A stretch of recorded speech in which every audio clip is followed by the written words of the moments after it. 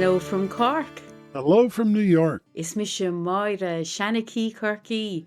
It's Maria, the Cork-based storyteller. It's me, Jim, here in Fayetteville, New York. We can't wait to tell you a few stories. So, Maria, it's good to be back. It's good to be back at the Cork to New York podcast with you. It is. And we've had some lovely guests, and it's lovely to be dancing down the road with people on the story road like ourselves.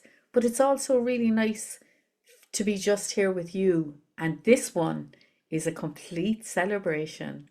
Yes, today, so as we get started, I will be doing a 4-session seminar on the story I'm about to tell. And I thought I would give our podcast viewers, our loyal podcast viewers, the opportunity to hear the story before anyone else. And so that's what I have in mind for us. Oh, I'm so excited because it's that kind of story that nibbles at the edge of your consciousness. And not only does it mean different things to different people as you're telling it, like if you're telling it to 30 people, 30 versions are sure to go on their way. But not only that, but I find working with you, Jim, that you could do the very same work with me today, and in a month's time, if we repeat it, I get different results or I get different nuances. And I love that. It's like really the shape-shifting power of storytelling. And I'm so excited for this course and for you inviting me to come along. Thank you for that. Absolutely. And you know, the same is true for me as the teller, that I'm telling a new story each time. Yes. No matter what I intend. I know that experience, yeah. So today I'll share this story, and it comes to me from Morocco, dear in our heart for both of us. So much so, yeah. I've found 2 versions of it. I'll be telling the one that speaks to me most deeply. But as I researched it, this was a story that was told in Morocco, probably by the Kabyle people, which is up in the north. It was retold in Eastern Europe. So it's traveled around as well. Good and wise stories do travel. They certainly do. They certainly do. The name of this story is Lunja, and this is one of the times I can tell you the name because it doesn't give anything away. So let's begin. Lunja was a beautiful, beautiful, beautiful child. She was an only child. And she was so beautiful that her parents worried what would happen if anyone ever saw her. And so they kept her locked up in the house. Her father would go away and work in the fields, but her mother would be home and care for her. And they followed months, followed year, and she grew older and older, and she never left the house. No one came to visit her. They just kept her all secure. Well, it's not hard to imagine that if you were that young child, you would be awfully curious about what was going outside the house. So it happened that one day, her father and her mother were away, and she decided to check out the outdoors. And she opened the door and she slipped outside, and as if by magic, 5 beautiful birds landed right in front of her. And they looked up at her like they were hungry. And she thought, oh, I've got to feed them. So she went into the house and she brought out some grain and she fed them, but they still wouldn't eat. And she tried all sorts of other things to feed them, but they just looked at her like, feed us, feed us. Now, how would she ever have thought of this? But she thought, well, maybe they need something more beautiful.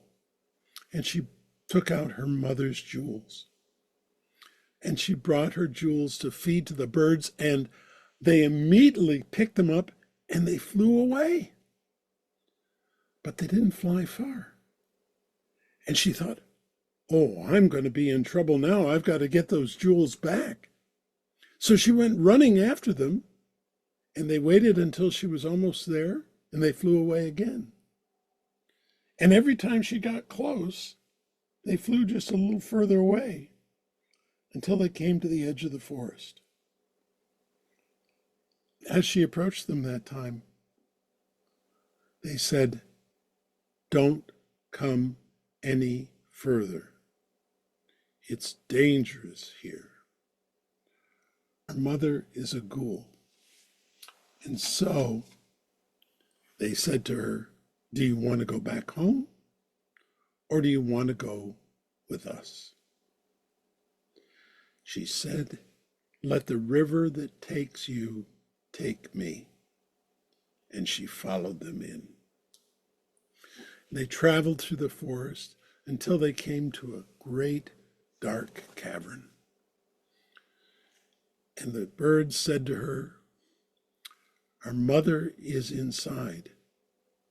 She's a fierce ghoul. Are you sure you want to come?" And she said, "Let the river that takes you take me." And they said, "Okay, here's what you do. She's going to be laying down at this time of day. And as you enter the cavern, you're going to find a needle. Ask the needle to let you through, and the needle will open up and you can pass through. And when you do that, she'll fall asleep. And then you have to sneak in behind her. And her breasts are so large and so long that she flaps them over her shoulders when she sleeps. And so you have to crawl up behind her and suckle at each breast. And when you've done that, you'll be safe." What else could she do? She went up, she found the needle, she spoke to it. "Please let me in." It let her in. She snuck in, and there, sure enough, was this horrible ghoul with these long breasts thrown over her shoulders. And she did just as she is told. And she suckled. And with that, the ghoula woke up. And she was angry. And then she realized what had happened. And she said, "Now that you've suckled from me, I can't eat you. If you hadn't done that, I would have eaten you flesh, blood, and bone. But now, you're my milk daughter, and you'll stay with me forever." And then each day, the ghoula would go out and she would find some food and bring it back for Lunja. And it was good food, but she knew she couldn't leave. And it seemed like it would go on forever.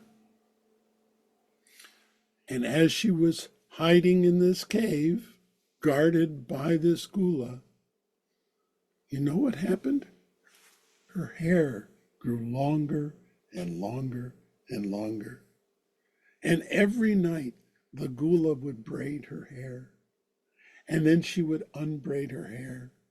And she would count the number of hairs that she had, because that's how carefully she was watching over her.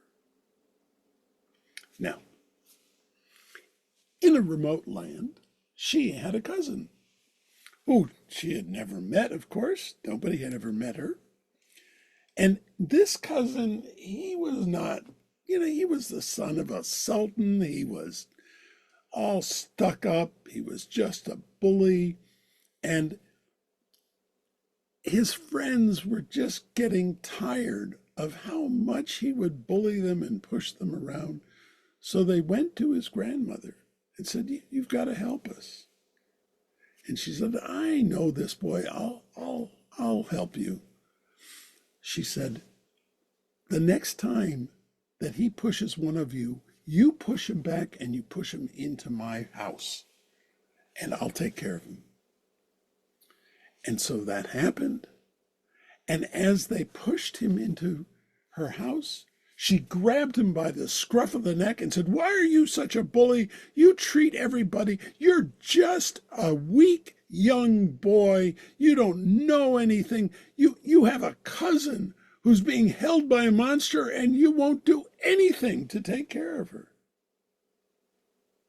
And she so wounded his pride that he said, "I'll take care of her." She said, "Well, good luck, because she's being held by a ghoul."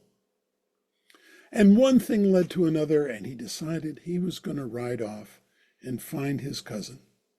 And so he got on his beautiful white horse, and he took his wonderful greyhound with him, and they rode off to the forest. He went for miles and miles and miles. And everyone he asked, "Do you know where this ghoula lives? Do you know where this ghoula lived?" But nobody could help him. But he came upon an old woman at the edge of the forest, and she knew the ghoula. And he told her what he was trying to do. And she said, "You don't realize how dangerous this ghoula is, but I'll help you. I'll help you save your cousin. You stay here in my hut, and I'll go check things out." And the old woman went to the ghoula's cavern. She stayed outside, and she watched and watched and noticed when she came and when she left. And she came back to the cousin and said, "Go in the marketplace and buy me some fat." He said, "Are we ready to rescue her yet?" No, not yet. It's going to take time." So he went and he got the fat, and she took the fat to the ghoula's cavern, and she fed the birds with it and helped them feel comfortable with her.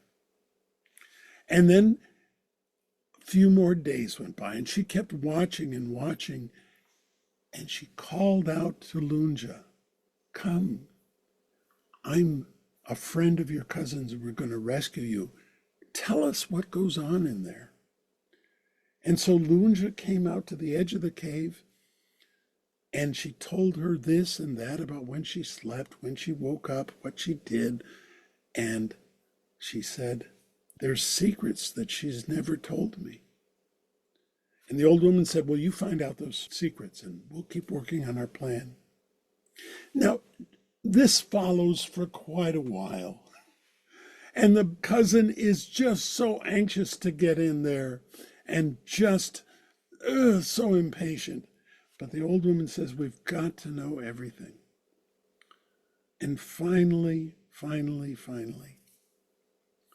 Lunja approaches the ghoul and says, "You know I love you. I'm your daughter. You care for me so much. But there are secrets that you have that you've never shared with me. You don't trust me. You know I love you. Tell me. And so the ghoula opened her heart, and she started telling her secrets. Day followed day, and finally Lunja said, "You know, you've told me so much, and I love you so much, but not that I would ever do this. But how would I escape if you would let me escape?" Now the ghoula was no fool, and she knew what was happening. But she answered her questions. And she said, "Well, if you were ever to try to escape, I would, of course, follow you. I would ask you a question. I would ask you a question about how you eat. I would ask you a question about how your horse would eat, because you'd have to be on a horse to escape me." And she whispered the answers into Lunja's ears. The next morning, when the ghoula left and the old woman came, she told her everything, and they set the plan.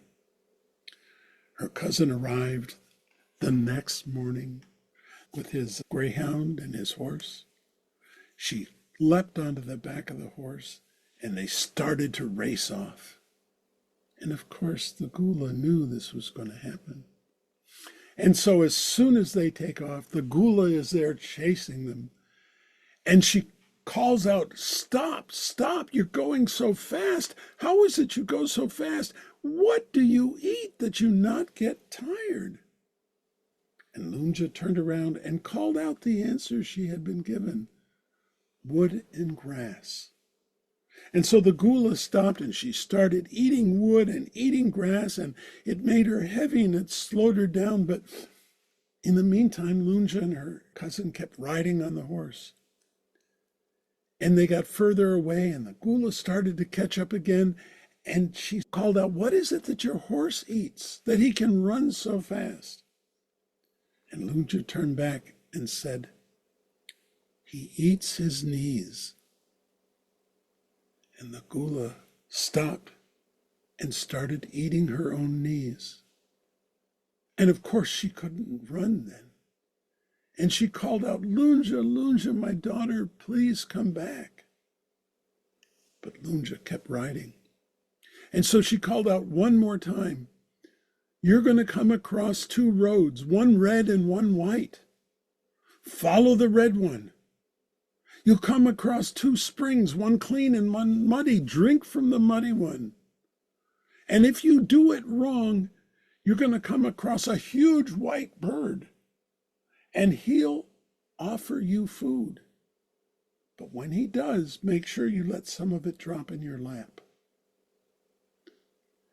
When you've finished, he'll ask you to give him back what you ate."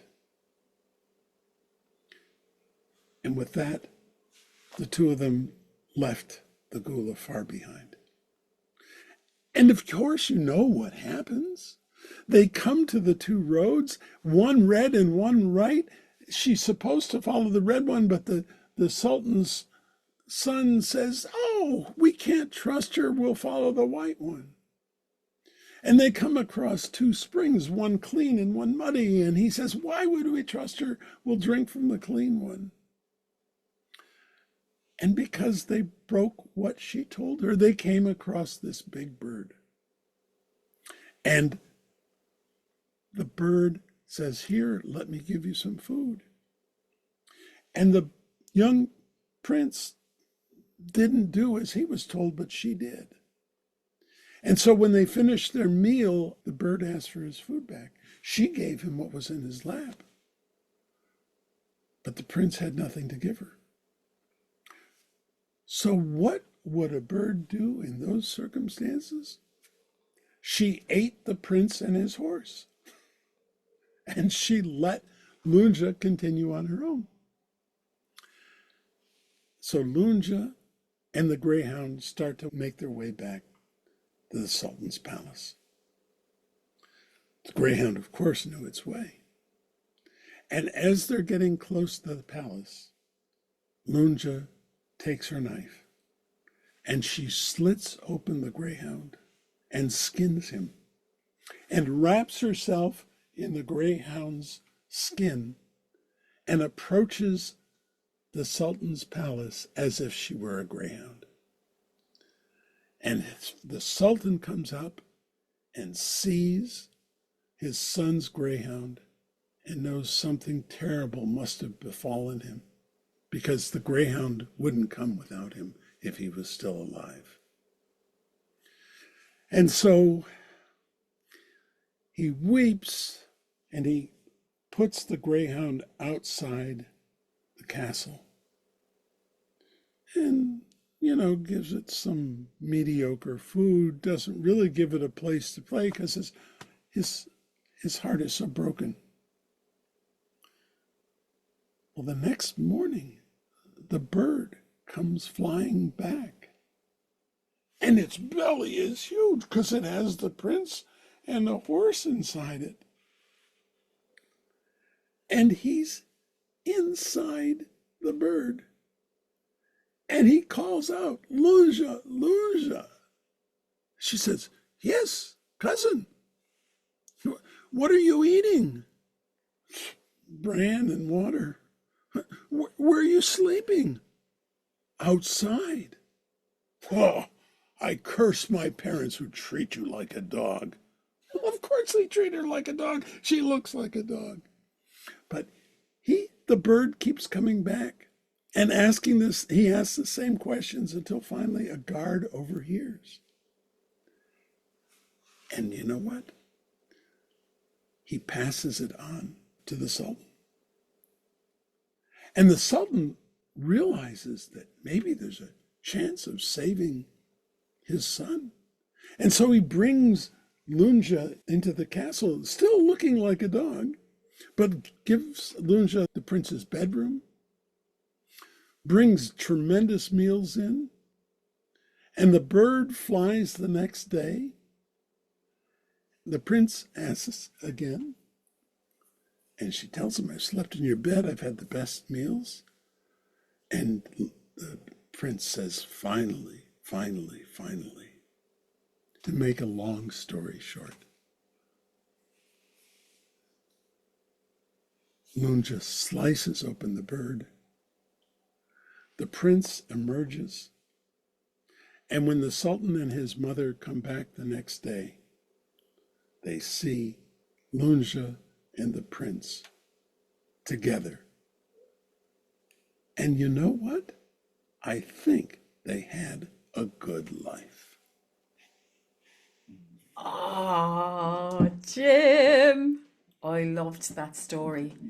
I love the really ancient stories that take their unwinding time and go to great depths and have so much to chew on, because there was many little stories inside the big story, like the Russian dolls. Yes. Oh, I loved it so much. And it reminded me of another epic. So I'm going to give you the helicopter view of it, but to tell the epic would take a week, and maybe it could be done sometime. Well, Because and before you start, I will say that's about half the story. that's about half the story. Yeah. Yeah. There's And there's two much more. versions. And there's two versions then. And it traveled, so therefore there's meat and potato in it when it travels. Yes. When Yeah. merchants and the travelers brought the stories with them, it was because it hit something in them, Yeah. hit a heart, hit their soul, it made their mind work. And I think this story does all three. It's a really And chewy story. it's a very chewy story. It's And I'll lovely. say the other version was brought as best we can figure. It ended up in a Jewish community in Eastern Europe Yeah, from the mountains of Morocco. exactly. And you can imagine when those stories were being told, there was no tech. So No. people would have been squashing in and listening in and discussing this, Yes. and it would be like, I know that you're hoping a bit of that will come back, the wanting to chew it and discuss Yes. it. And, Yes. because there's nourishment in a story like that can be missing in a lot of the soap operas, for example, Yes. which are Well, kind of, I regurgitated. also think there are parts of this story, as are to so many of the old stories, Yeah, that sound so strange and almost unpalatable. I mean, to slit open the greyhound and yeah. to take on its shape, it's clear that that's important and that there's some shape shifting going on. There's all this And stuff, why it's important is but explained. it happens in a way that our people are Yeah. not comfortable with. And, Yes. you have to kind of sink into the story. When I'm talking to the kids about where their food comes from, we're totally divorced from where our food comes from in this day and age. So it even links in with those kind of questions that we're asking ourselves in the modern day, And as you were telling, the red threads that were coming out and weaving themselves around me, Jim, were numerous and varied.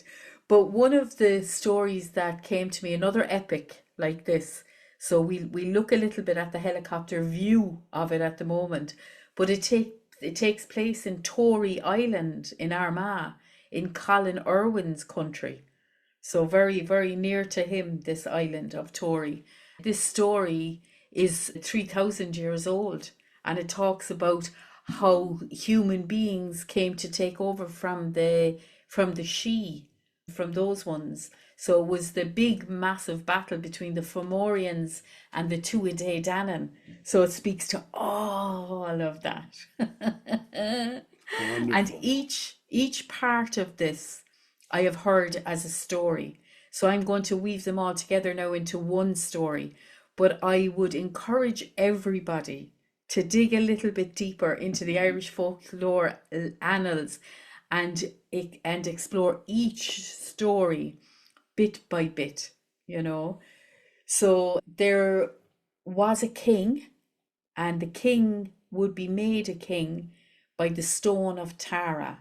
The stone would cry out the name of the king. The king had to be absolutely beautiful in his physicality. So there was no way that he was allowed to have one limb or missing fingers or a nose that was crooked or anything like that. So he had to be a highly beautiful, perfectly intact physical specimen.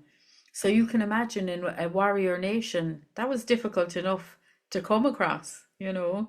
And then there was the druids who could use the plants all around for good or evil. So you had the dark druids and you had the druids of the white, you know.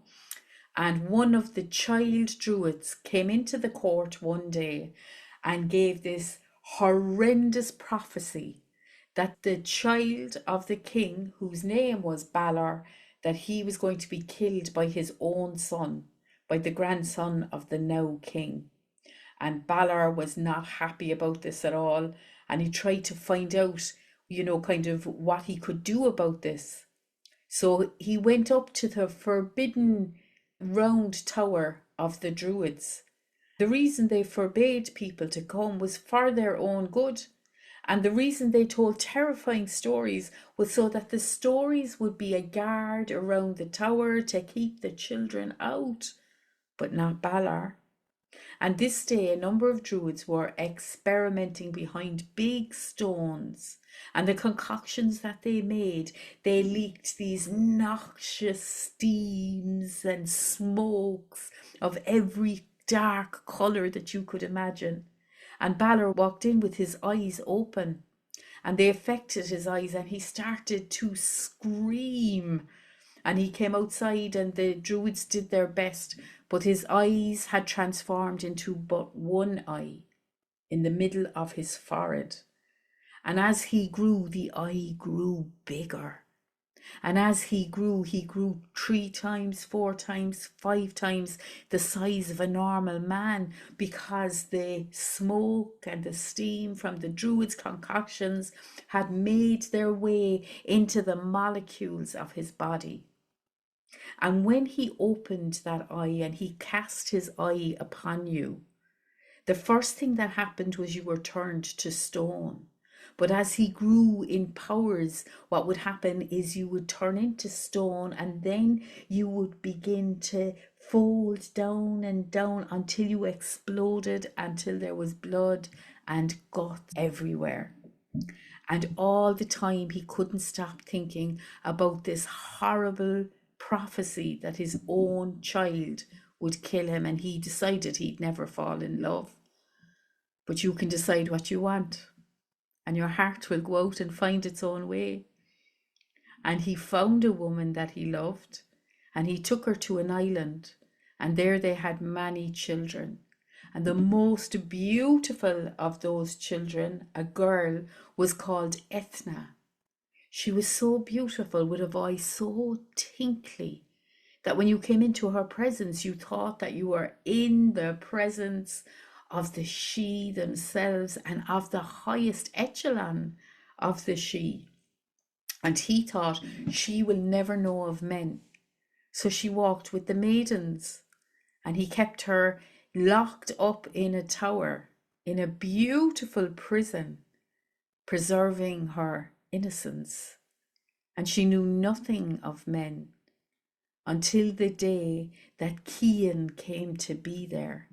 And the story how Cian came to Tory Island is so beautiful, but it belongs to another day. For now, just know he arrived there and he was beautiful. And he used the gifts of the Fianna to ghost his way to this big round tower. And he peeked in the window and he saw a woman playing a harp with the most beautiful voice he had ever heard in all his life. Ethne. What a beautiful name. Ethne.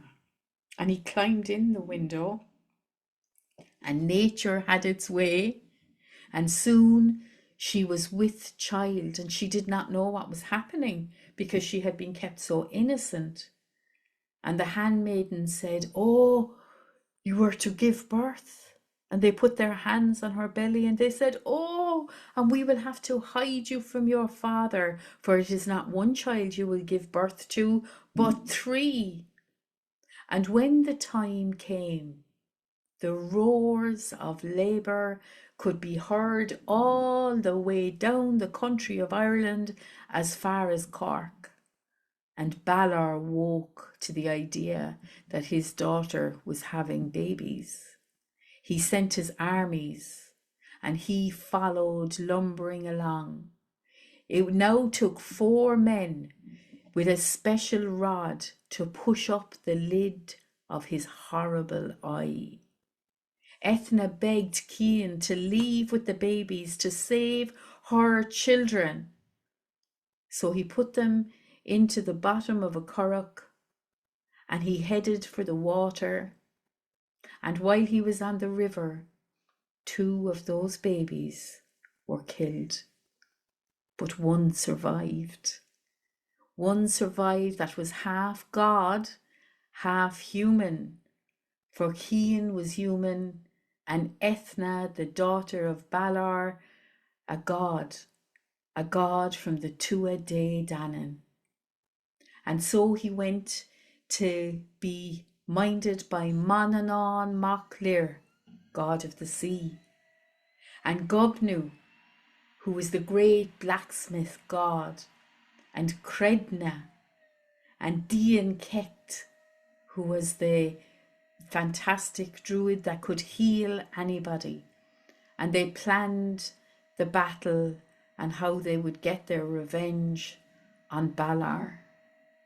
And when Lugh came of age, so beautiful like his mother, so strong and wily like his father, it took him 7 years to make the plans. 7 years to see how they could make people well after they had been struck down by the eye of Balor, to see how they might take Balor down.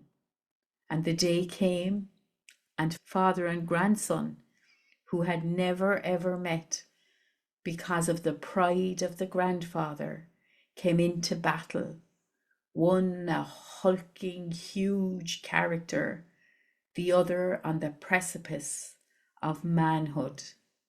And he managed to cast a stone into Balor's eye and fulfill the prophecy. Shine Mushgale. That is my story. And I'm conscious that there are so many stories within the story, just like yours, which is where the red thread of story brought us today. Mm, mm, mm. And so many echoes of stories from other people in there Yeah, as well. Well, absolutely. yeah, yeah. Yeah. Oh, And intricate, yes, So yeah, imagine that those stories would have been told orally and received orally, and yeah, yet they survived. yes. It's amazing. Which only happens when the stories have substance, really. Yes, Yeah. very true. The recollection of where I went to have breakfast yesterday will pass. Yeah. But these sorts of stories, I'm thinking a story doesn't have to be epic to have Yeah, substance, that's but it true. has to have substance if it's an epic to survive. That's it. I think of this short story, and I'll just really quickly share it, that you might think, why would this survive? And this is the story, and I've told it so many different ways. I hope I haven't already told it here. I don't think so. This is a story of Chelm, which is the wise fools. One of the fellows is awakened in the middle of the night in this small village with the sounds of great bells being clanged and people shouting, and he doesn't know what's going on. And he wakes up enough and he finally realizes there's a fire in the middle of the night. So he does what everybody else in the village is doing. He runs out and he grabs a bucket, he runs to the well, and he carries it to the building that's on fire. Let's say it's a library. As he's throwing his water on the fire, the library fire, he says to the fellow next to him, "Thank God the library's on fire." And his neighbor says, "What are you talking about?" He says, "Well, it's the middle of the night. If it wasn't for the fire, we couldn't see what we were doing."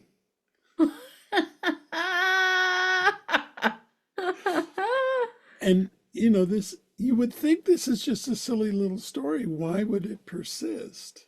Yeah, I've learned about this and other stories that there's a really deep truth in there. yeah, That in the midst of the fires in our lives, there's some light being shed. hmm, And it's not that we want to set the library on fire every night so we can find yeah. our way. But when it does catch on fire, let's not There is forget the light. light that it gives Yeah. off.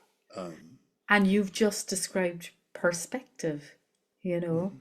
And I yes. absolutely love the work that you do in the workshops to make us conscious of perspective, of near Mhm. and far. Yeah. And I cannot wait to get involved in in these beautiful workshops that you're going to deliver. Because there is something, I had many resonances with the story and Mhm. with what you've said, and especially with the second story that made me laugh so much, but also has wisdom in it. And it would be easy for me to say, well, but it's more difficult to go, I sit with that. Yeah. I Yeah. sit with that. And I'll sit with other people in a little group Hmm. and we'll see what shakes out. And that in itself is a listening discipline. It And they is. often say two of these pointing to the ears and one of these pointing to the mouth. Yeah. So, one of the really lovely things that I love about this story that you're about to deliver us again with different perspective and a different magnifying glass on it, one of the things I really love about it is how it shape shifts your own perception in the world. And and I know that in our own personal stories, that led us out of the corporate and Mm. secure, uh, money wise field into this beautiful work. Yeah. Well, and I do want to just say a word about how I do these now, because I've been doing Mhm. this kind of work for a long time. But what I've settled on, which really seems to work well, is I don't do workshops per se, I do seminars. So, what that means is that we all come in as not only learners, but teachers. Yeah, We all are bringing our own wisdom, even if we don't know what it is at the moment as we walk through yeah. the door. And And also embracing our own innocence. So, yes, like, the wisdom of the fool, yes, as yes, displayed in that last story. yes. Yeah, We meet every other week instead of every week yeah, so that people have a chance to sit with the story and digest it and see yes, what blossoms from it. yeah. So it's 4 weeks. It starts on July 1st. And July 1st, yeah, in the height of the summer. and you'll be able to learn more at my Healing Monsters Substack. So, Healing Monsters Substack. And do yep. you have a website? Yeah, healingmonsters.com. story.substack.com, and the link will be in the show notes. So, Fantastic. yeah. I'll see you there, Jim, on the story road. Again, a real pleasure. Not to say that it isn't a pleasure to bring in other voices, because it is. But Yeah. it's also nice to have this time where we can just chat with each other and share stories Yeah. with each other. I'm really have to say, though, now in the strange world and timeline of podcasting, our listeners are going to hear this before some of the other podcasts we've already recorded. And you will hear from Paddy Doyle in the not too distant future about an effort that's he's part of underway to just gather people together and share stories informally, without having big performances or venues, but house to house, living room to living room, neighborhood to share stories. And that's part And of that's what I part hope of it's my doing. legacy as well. That's why I'll call Story from Seeds, Right? because Yeah. a little seed can grow into a very big tree. Yes. Yeah. And with many other offshoots. Will we say goodbye from Cork? And goodbye from New York, but only for a while, because we'll be back again with another episode. Absolutely. We can't wait to see you on the Story Road one more time. And from this time till that, be safe on the Story Road.